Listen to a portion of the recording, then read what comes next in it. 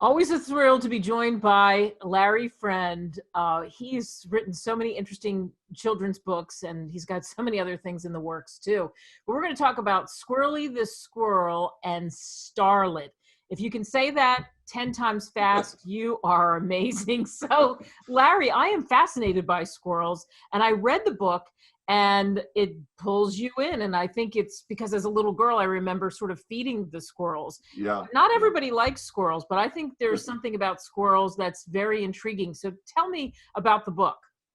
Okay, well, the book, I always wanted to own a log cabin, and we lived in Chicago, and I decided we happened to find a log cabin in Libertyville, and it was really overgrown and everything when I bought the house. I redid the house, and so my wife loves feeding birds and squirrels.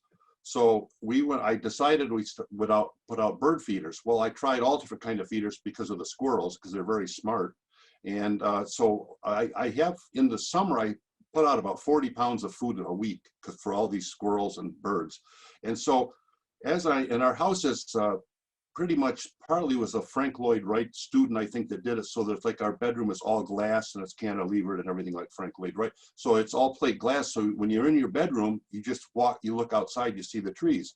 So that's how I kept watching these squirrels, and I kept watching all the different antics of them, and how they try to beat the bird feeders. And then I'd get one bird feeder, and then he would beat that one. So I'd come up another one. So in the book, it's like, he was able to climb the post. So then you put these post protectors on, and they can't climb up there. And then we have these bird feeders that have spinners on them.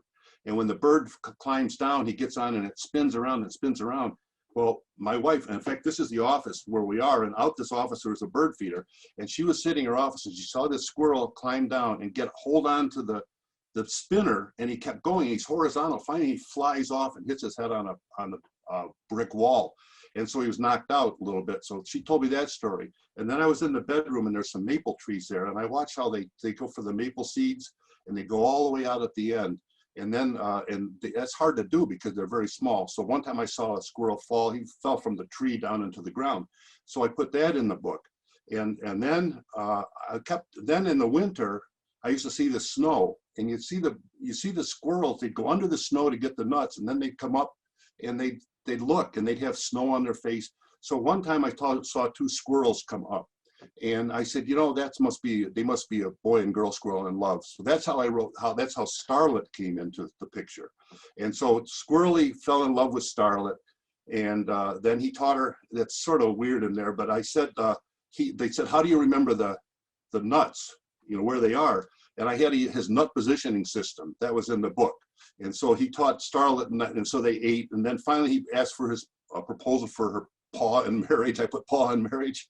So that's how that started. And then, but it also teaches a lot of children's life problems. Like I taught Squirrely had a brother called Sluggo. We named him Sluggo because he wouldn't listen to his father. He wouldn't do anything. He just laid under the feeder and let Squirrely feed him. And so he says, you got to listen to your parents. They give you these life lessons. Well, he didn't listen, so he got taken away by a hawk, which was traumatic, but it was that. Same thing when he fell out of the maple tree. He fell to the ground. Well, then I started talking about it, and I said, okay, all the other squirrels were laughing at him. And he kept going up and trying to get it. Finally, he perfected it. But he said the pain of falling was less than the pain of being ridiculed by his friends. So there's things, it's like bullying, and then life lessons, and how he built a nest for Starlett to make it the best for her. So I did that. It's the same thing. I had that other book I talked about, Icy the Iceberg.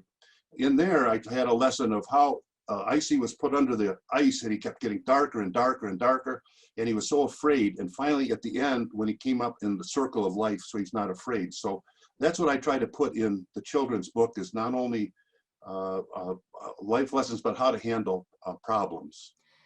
You put so much humor in there, and you're a great storyteller. And then you have these lessons that you just talked about. It's like you were born to do this, but did you ever think you would write children's books or do any of this? No. My grandkids, they all laugh at my stories. I mean, we were over to them the other week, and I'll sit there and talk for 2 hours about different things, and they like the stories, but I didn't think I'd ever write them. It's just when I wrote Icy, I went up in the boat and I had that vision to write it. Same thing with Squirrelly. I just started writing. I'd see a story and I'd write it, and then I put it together, and then finally I decided to put the whole thing together. And then my sister read the story, and then she's the one that did the illustrations. And Squirrelly and Starlett are adorable. My ultimate goal on this, because in Lady and the Tramp, remember when they were eating the noodle? Sure. Well, that's the same thing. He invited her back to his nest, and he made a special acorn just for her, and on the top he put corn and made it for his asking for, like I said, her paw in marriage. Well, that's the same thing. I just feel that life lessons are important like that, you know. Absolutely. And so I'm listening to you and I think of what journey you're taking as an author. Where do you see yourself down the road? Well, as I say, I'm working on another book about my wife and I, our life, called Outhouse to Log House, because we had an outhouse and then we had a log house.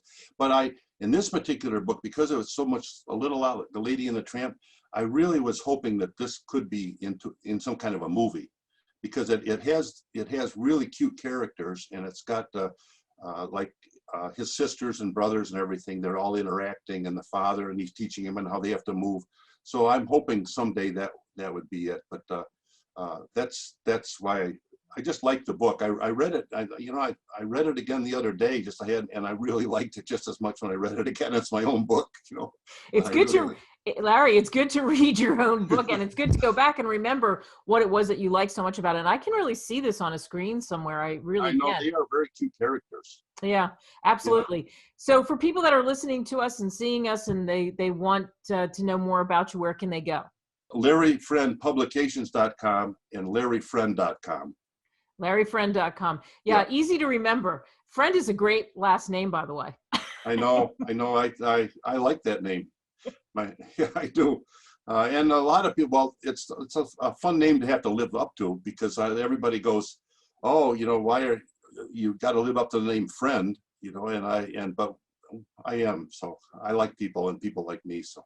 Well, absolutely. You're, I think your storytelling is fabulous, and I can't wait to see this maybe one day on the screen. I wouldn't be shocked if that happened. So congratulations on the book, because it holds up year after year after year, no matter where we are.